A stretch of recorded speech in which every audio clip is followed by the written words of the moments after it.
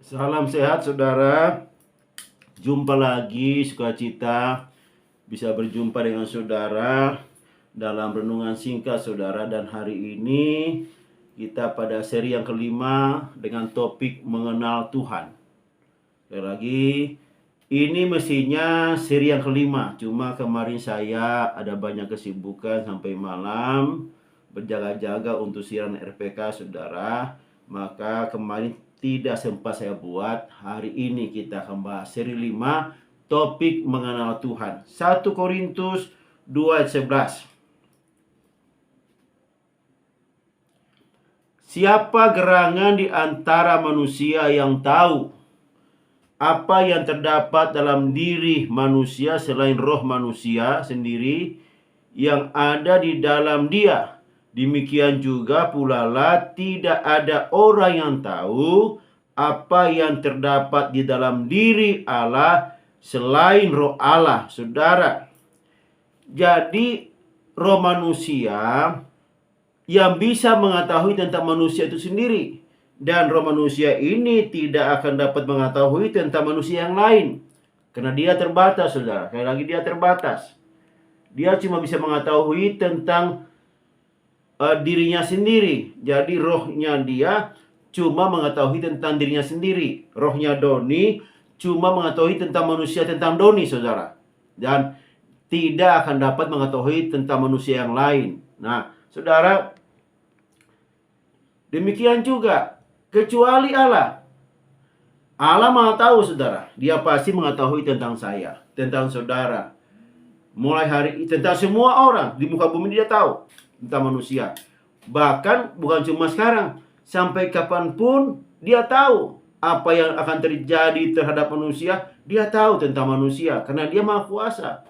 Tidak ada yang tersembunyi dalam dia, tidak ada rahasia di dalam Allah sendiri. Semuanya terbuka, manusia semuanya terbuka, hati manusia semua terbuka, roh manusia itu terbuka. Tidak ada yang tersembunyi dalam diri Allah. Nah, sebaliknya saudara, yang bisa mengetahui tentang Allah sendiri cuma rohnya Allah, tidak ada yang lain. Dan ini satu-satunya cara saudara supaya kita dapat mengenal Allah. Maka kita harus punya roh Allah sendiri. Nah, roh Allah ini saudara menyatakan dalam berbagai pernyataan. Nanti saya akan bacakan sebentar. Nah, sekali lagi bahwa yang bisa mengetahui tentang Allah adalah Allah sendiri. Sebelumnya saudara, Allah itu mau dirinya diketahui orang, manusia. Jadi Allah sendiri membuka dirinya untuk diketahui semua orang, saudara. Dan saya yakin dan percaya kalau Allah tidak membuka dirinya, tidak menyatakan dirinya kepada manusia, maka tiada pun seorang pun manusia yang dapat mengetahui dan mengenal Allah. Sebab dia sangat kudus, dia suci, dia berada di tempat yang tinggi. Manusia tidak dapat menjangkaunya. Manusia tidak dapat menjangkau Allah yang luar biasa, yang tinggi itu saudara. Manusia terbatas saudara dengan keadaannya. Allah tak terbatas saudara. Allah tak terbatas. Manusia terbatas. Nah saudara, jadi Allah sendiri sudah membuka dirinya ya kepada manusia, dari zaman ke zaman, sampai dia menyatakan dirinya kepada bangsa Israel, saudara, pada saat dia membawa bangsa Israel dari Mesir sampai di Kanaan, sampai di tanah Kanaan. Mari kita baca, saudara. Ini pun saya sudah bacakan buat saudara firman ini. Ulangan 4:32 sampai 35. Mestinya sampai selesai bisa dibaca, saudara. Sebab cobalah tanyakan dari ujung langit ke ujung langit tentang zaman dahulu yang ada sebelum engkau, sejak waktu Allah menciptakan manusia di atas bumi. Apakah ada pernah terjadi sesuatu hal yang demikian besar? Atau apakah ada pernah terdengar sesuatu seperti itu? Pernahkah suatu bangsa mendengar suara ilahi yang berbicara dari tengah-tengah api, seperti yang kau dengar dan tetap hidup? Atau pernahkah suatu Allah mencoba datang untuk mengambil baginya suatu bangsa dari tengah-tengah bangsa lain dengan coba-cobaan, tanda-tanda, serta mujizat-mujizat, dan peperangan dengan tangan yang kuat, dan dengan lengan yang teracung, dan dengan kedahsyatan yang besar, seperti yang dilakukan Tuhan Allahmu bagimu di Mesir, di depan matamu. Engkau diberi melihatnya untuk mengetahui bahwa Tuhanlah Allah, tidak ada yang lain kecuali Dia, saudara. Tuhan sudah menyatakan diri kepada manusia. Sekali lagi, manusia tidak akan dapat mengetahui tentang Allah kalau Allah sendiri tidak berbicara kepada manusia, saudara. Tidak ada manusia yang dapat mengenal Allah kalau Allah sendiri tidak membuka. Dan Dia sudah membuka dirinya kepada bangsa Israel pada waktu itu. Dia telah menyatakan dirinya di dalam perjalanan selama 40 tahun di padang gurun. Dia menyatakan dirinya dengan tiang awan, dengan tiang api. Dan suatu saat Dia kemuliaannya naik dari kemah suci, saudara. Dia menyatakan dirinya kepada umatnya. Tidak ada Allah yang seperti ini. Dan Dia sungguh-sungguh. Dan untuk mengenal Dia lebih lagi, lebih jauh lagi, kita harus punya Roh Kudus dalam hidup kita. Roh Kudus yang menyatakan dirinya, kalau kita membaca Yesaya 11:12, itu Dia adalah roh hikmat, Dia adalah roh wahyu, pengetahuan, pengertian, Dia adalah roh nasihat, Dia roh keperkasaan, dan roh pengenalan akan Allah, roh kesalehan, roh takut akan Allah. 7 pernyataan tentang dirinya, saudara, dalam satu pribadi, yaitu roh Allah atau Roh Kudus itu, saudara. Nah, menjadi pertanyaan buat kita, saudara, sekali lagi, yang menjadi pertanyaan buat kita, sekali lagi, saya tegasi lagi, bahwa Allah sudah menyatakan dirinya. Dan Allah sekarang yang sudah menyatakan dirinya itu, kita dapat mengenal lebih jauh lagi kalau kita punya Roh Kudus dalam hidup kita. Karena memang Dia berikan itu Roh Kudus supaya Dia berikan kepada kita supaya itu kita bisa mengenal Dia. Jadi Yesus sendiri meminta kepada Bapa supaya berikan Roh Kudus kepada kita, supaya memimpin kita, supaya kita dapat mengenal Dia dengan cara yang benar. Inilah hidup, Yohanes 17 ayat 3. Inilah hidup yang kekal, yaitu bahwa mereka mengenal Engkau satu-satunya Allah yang benar, dan mengenal Yesus Kristus yang telah Engkau utus, saudara. Supaya kalau kita ada Roh Kudus, kita mengetahui Allah yang benar yang mana, saudara. Sebab banyak sekali Allah di muka bumi ini, saudara, buatan tangan manusia, ya. Dahulu bagaimana, sampai sekarang pun kita mengetahui banyak Allah. Dan Allah mereka adalah Allah yang palsu, saudara. Allah yang benar adalah Allah yang sudah menyatakan dirinya kepada bangsa Israel. Saudara, tidak mungkin Allah yang benar membuat kitabnya berbeda-beda dengan wahyu yang berbeda-beda. Allah yang benar punya cuma satu kitab, Alkitab. Allah yang benar adalah Allah pencipta langit dan bumi. Allah yang benar, Allah yang kita kenal di dalam pribadi Yesus Kristus yang sudah mati dan Dia bangkit. Dia naik ke surga, Dia hidup, saudara. Dia naik ke surga, Dia berjanji kepada kita bahwa Dia akan datang kedua kali, saudara. Makanya seri hari-hari ini juga, hari Minggu ini kita bicara berjaga-jaga, karena Dia akan datang kedua kali, saudara. Kita harus berjaga-jaga. Jadi Allah yang benar, Allah yang sudah datang, sudah lahir, Dia sudah mati, pada hari yang ketiga Dia bangkit, dan Dia naik ke surga. Kemudian Dia janji bahwa Dia datang kedua kali. Jangan percaya kepada Allah yang lain, hanya percaya kepada Allah yang benar dan sudah menyatakan dirinya dalam pribadi Yesus. Dia beda, pribadi yang berbeda dari semua tokoh agama di muka bumi ini, saudara. Dia pribadi yang berbeda. Dia menyembuhkan orang sakit, Dia membangkitkan orang hidup, orang mati. Dia bangkitkan, saudara. Tidak ada tokoh yang seperti itu, dan tidak ada tokoh yang mati dan bangkit, saudara. Tidak ada sekali lagi. Cuma satu pribadi Yesus. Tidak ada tokoh manapun, orang besar manapun, orang terkenal pun, yang Dia kemudian Dia mati dan Dia bangkit, hanya pribadi Yesus Kristus. Dan kita percaya kepada pribadi yang hidup, bukan pribadi yang mati. Kalau kita percaya kepada pribadi yang mati, seperti itu juga keadaan kita mati. Tapi kalau kita percaya kepada pribadi pribadi yang mati dan bangkit, maka kita punya pengharapan. Kembali lagi kepada topik kita, mengenal Tuhan, saudara. Jadi untuk mengenal Allah itu harus punya Roh Kudus dalam hidup kita.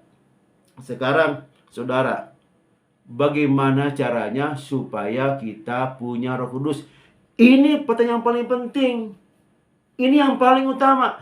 Kalau Roh Kudus ada dalam pribadi kita, itu berarti pribadi yang tidak terbatas masuk dalam hidup kita. Kita yang terbatas akan dibuat tidak terbatas. Hidup kita menjadi maksimal. Sekali lagi, hidup kita, kalau kita punya Roh Kudus, kita punya maksimal kehidupan kita. Kita menjadi maksimal hidup kita karena kita punya Roh Kudus.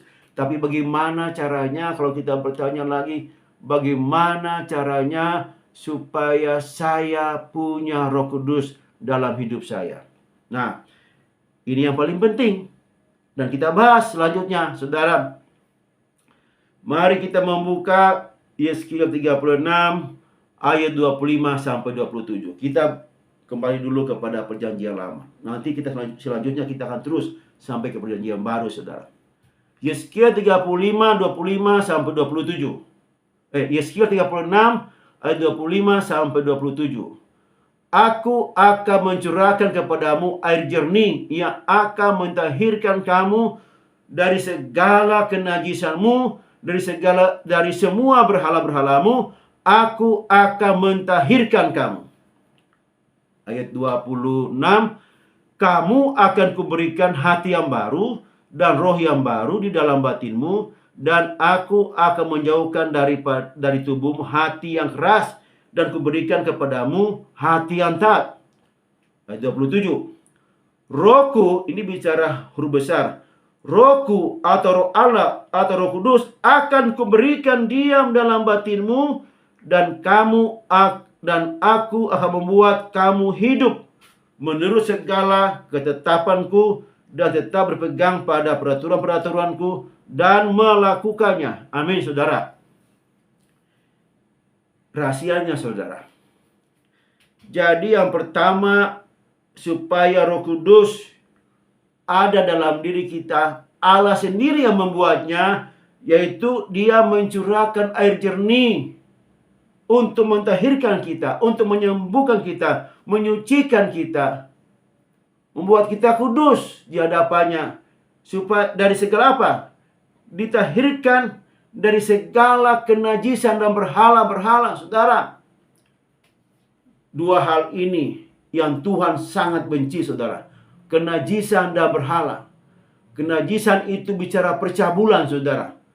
Bicara persinahan rohani.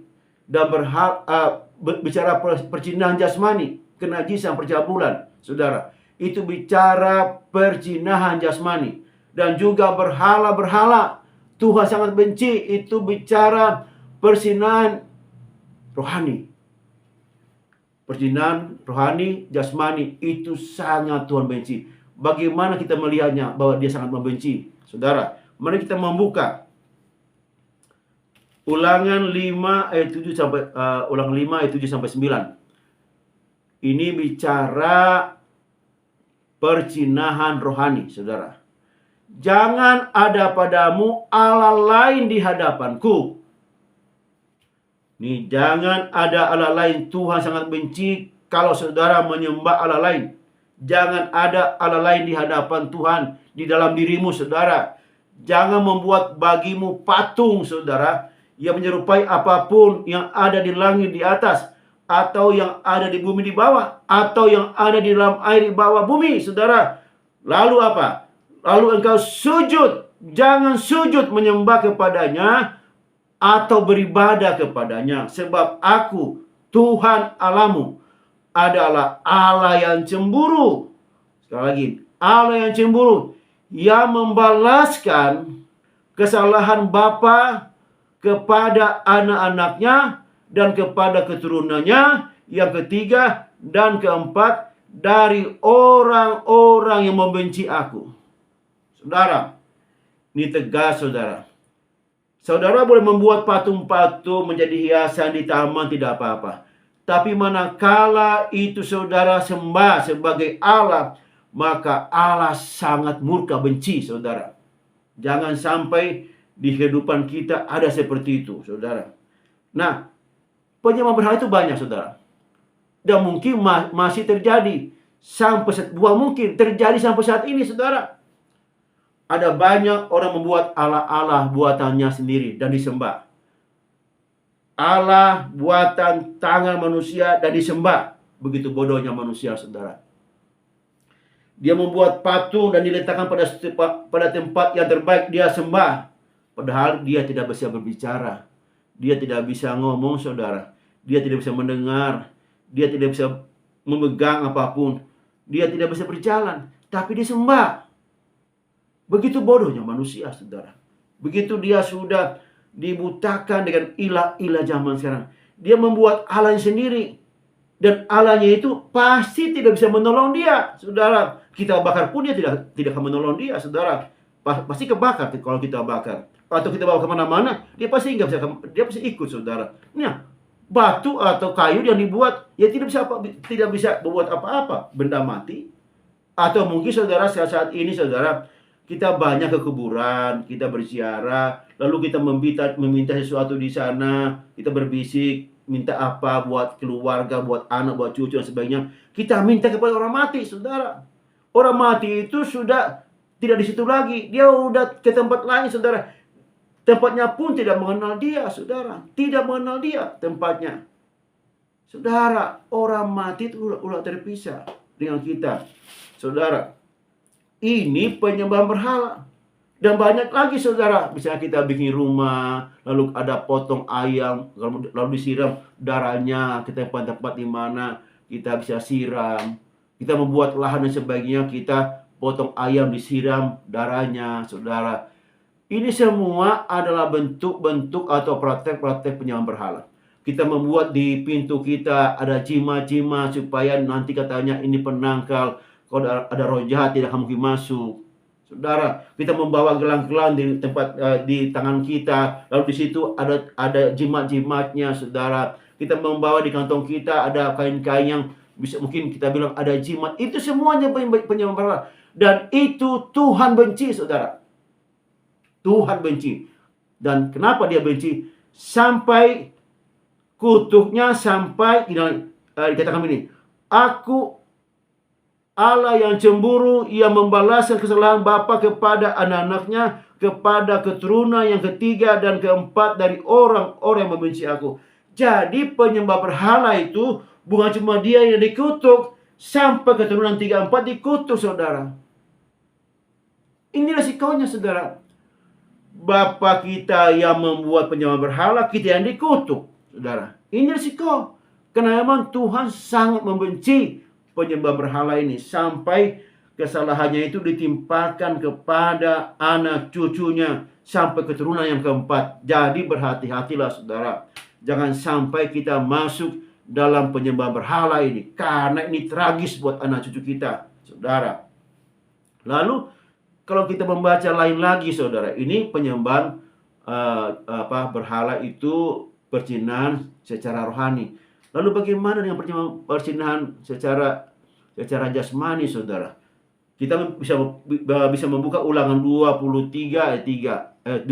Seorang anak haram janganlah masuk jemaat Tuhan, bahkan keturunan yang ke-10 pun tidak boleh masuk jemaat Tuhan. Luar biasa.